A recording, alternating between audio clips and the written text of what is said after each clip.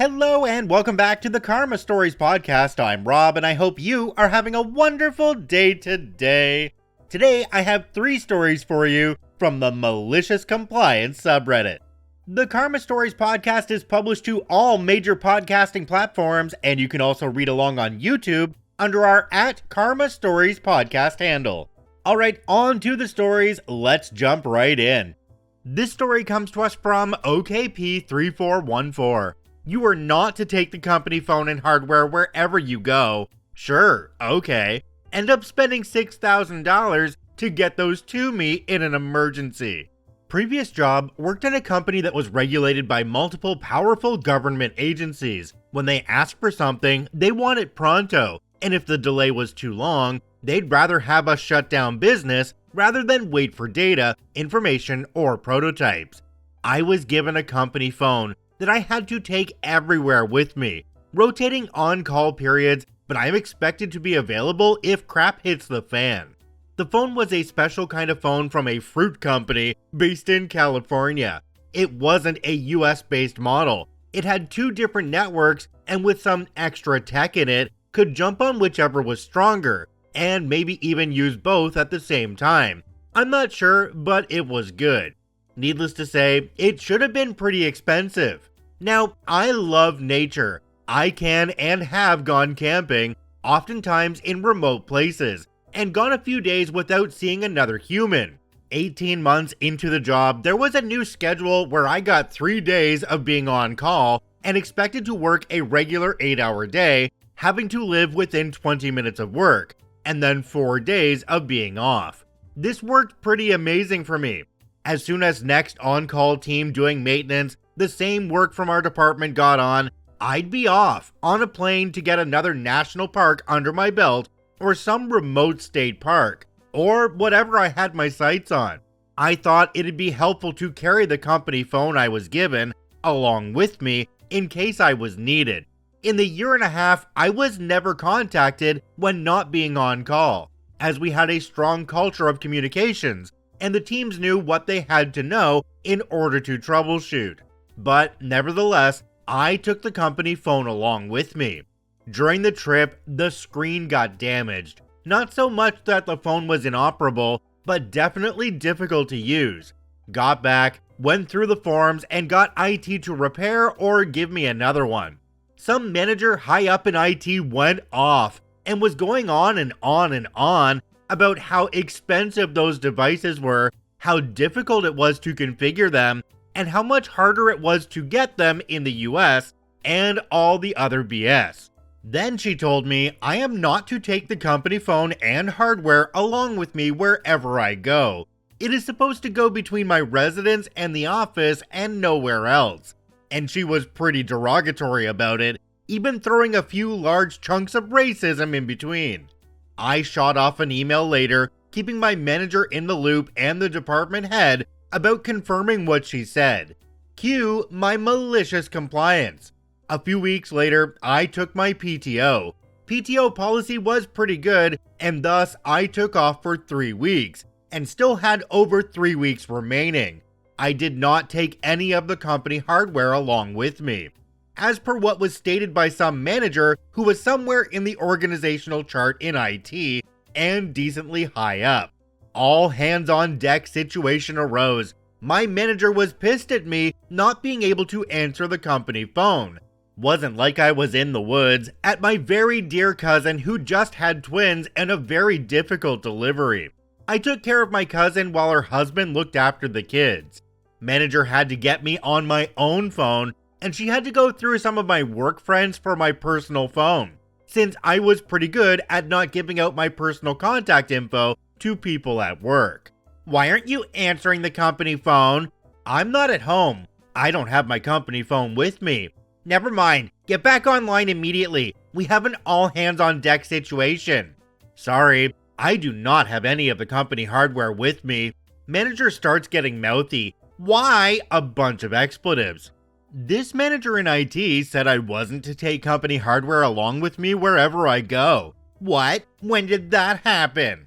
I sent an email stating what she said and kept you and our department head in CC. Manager goes through her email, finds it and a bunch more expletives. You need to come back immediately. Sorry, no can do. My cousin's still pretty much half dead with a very difficult twin pregnancy. I'm taking care of her, and I was pretty clear about it before going on PTO. I wouldn't be able to come back. Manager cuts off call, calls me back in 30. Do you have anyone who has keys to your apartment? Yes. Give me their contact. I'm gonna get the computer and a screen and UVW shipped to you before night and you can get back. We have a serious situation. Can I get more PTO then to compensate for this intrusion? Me, knowing I have the slightly upper hand and striking while the metal's hot. Sure, I'll send an email approving this. By 8 p.m., I get my company phone, computer, and other hardware shipped to me. I also get 2 emails. One email approving the extended PTO for this intrusion. Second email from my department head stating that the original company policy is still in effect. In fact, a new policy has been put in place for some employees to have their company hardware with them, even on PTO. Anything else said by anyone else was to be disregarded. And cherry on top, that IT manager was in the CC. When I returned from my PTO, that IT manager was nowhere to be seen.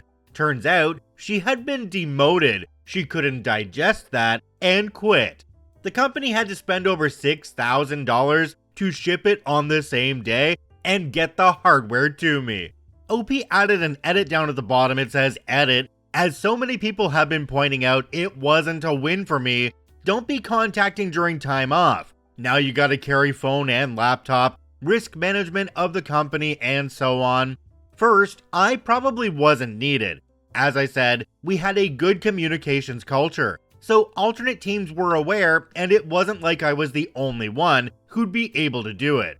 But in case regulators asked for a third thing while people were already working on things 1 and 2, it'd be nice to have more people around who would be taking over. If the regulator was pissed off enough come the deadline, they would literally stop the business, and they could.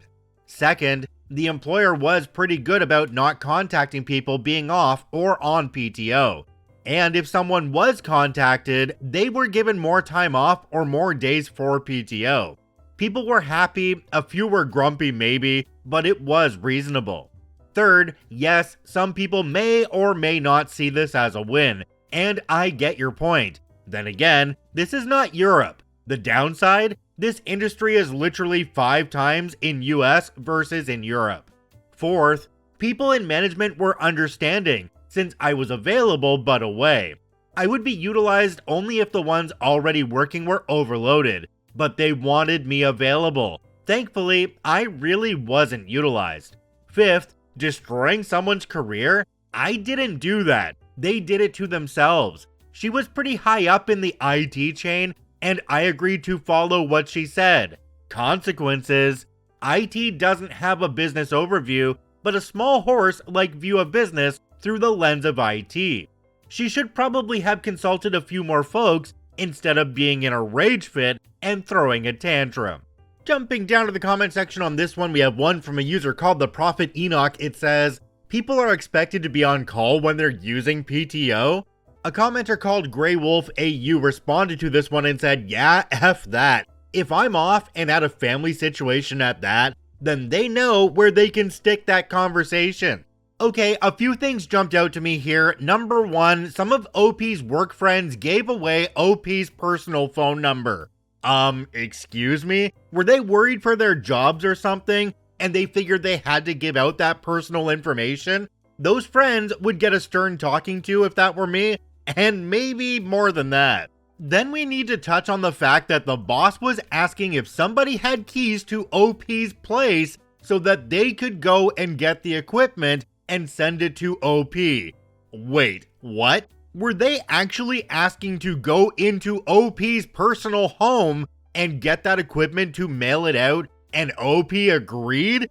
That's how I understood it. If you're listening on YouTube, comment down below and let me know how you understood that section. This story comes to us from MD Lapla. CEO wants return to office, CTO plays it perfect. I work for a Spanish company. It's been like 7 to 8 years and we know each other pretty well. I've known and worked with the CTO for like 10 years now. He's a cool guy that wants stuff done. Even before 2020, the work from home policy was extremely relaxed. You do you and have things done by the time we need it, we're okay. So when the pandemic came, the transition was as easy as it could get. In fact, as a company, and especially on the tech team, we embraced the opportunity and started hiring people from outside the city for a cheaper salary than in the city. But for the people, a higher salary than the one they could get without moving into the city. I even moved out of the city during that time.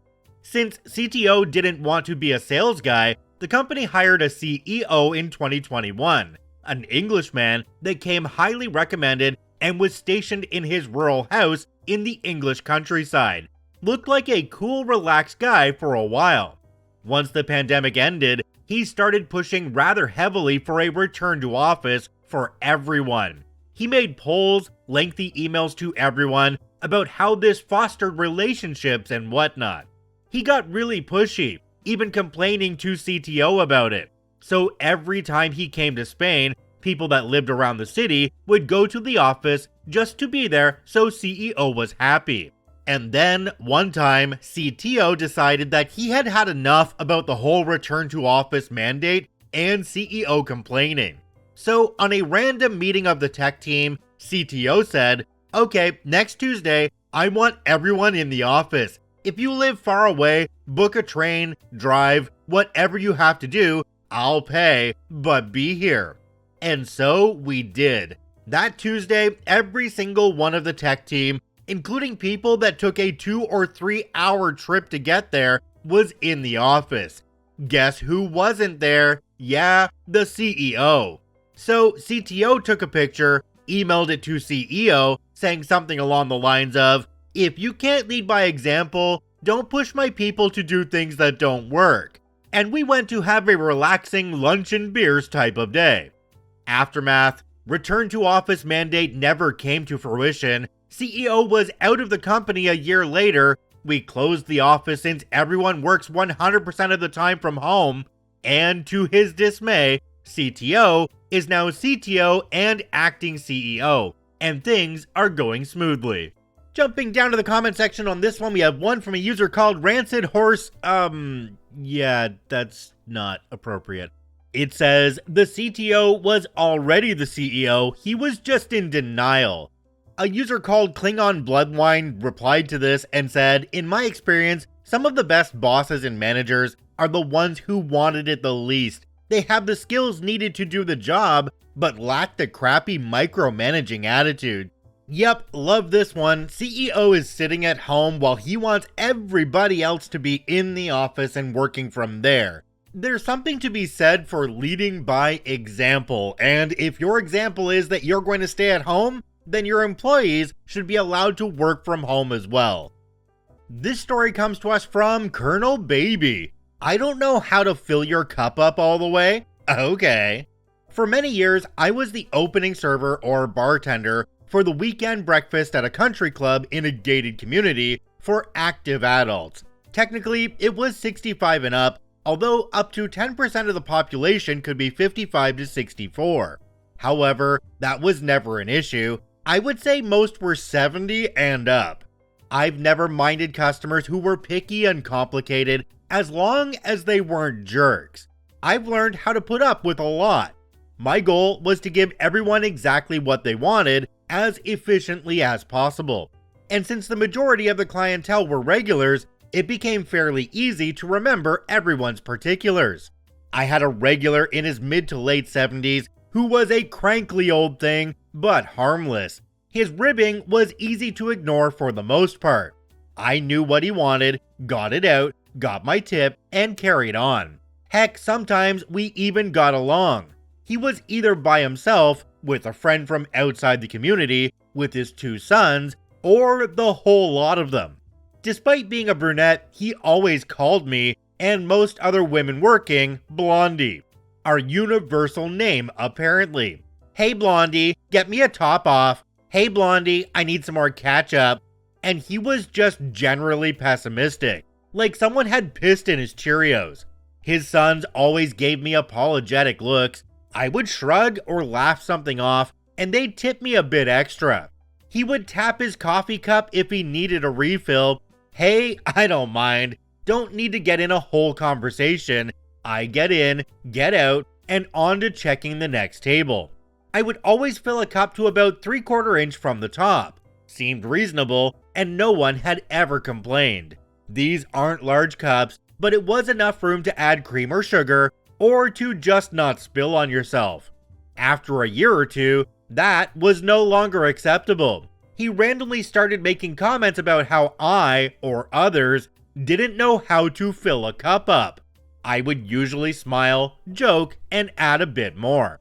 But one morning, it was slammed. I was bartending with a fairly full bar, taking to-go orders on the phone, getting the golfers food or drinks after their first 9, and had 2 4-tops in addition to that. Of course, he wanted my section.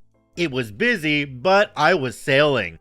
Getting to work at 6:30 a.m. didn't always have me in the best mood, but one musters through. Fake it till you make it. But all 4 of them were there, and he had an audience to whom he could show off his condescending comments.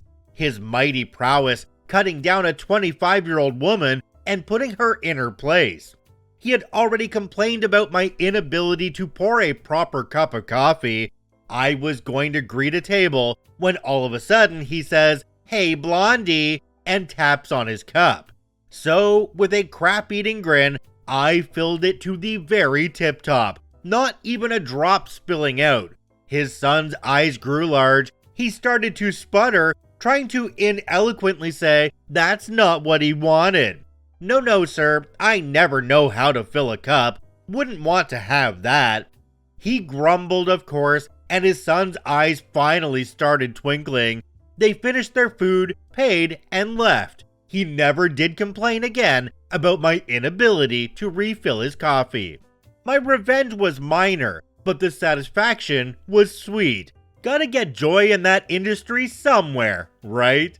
Jumping down to the comment section on this one, we have one from a user called CaliGirlOG. It says, "I wonder if he had some dementia. I've known some elderly people who were really nice, but became meaner and ruder as the dementia got worse. And one would say those exact words all the time. Don't you know how to?" Even when everything was exactly how they liked it. OP responded to this one and said, "I honestly considered that as I typed things out, and I certainly witnessed members who were having issues with that. It genuinely was on par for his personality though. He always had to find something to complain about. That being said, it's possible, you never know." It really is fun to mess around with somebody that's being an absolute jerk, just to the point where they behave themselves in the future, but that's a very fine line. OP in this story served up some malicious compliance that was good until the last drop. If you enjoy daily Reddit stories, I encourage you to follow and add us to your favorites on whichever podcasting platform you enjoy the most. And if you're watching and listening on YouTube, please hit that subscribe button and drop a like on the video. It really helps us out. I thank you for watching and listening. I hope you have a wonderful day, and we'll see you tomorrow.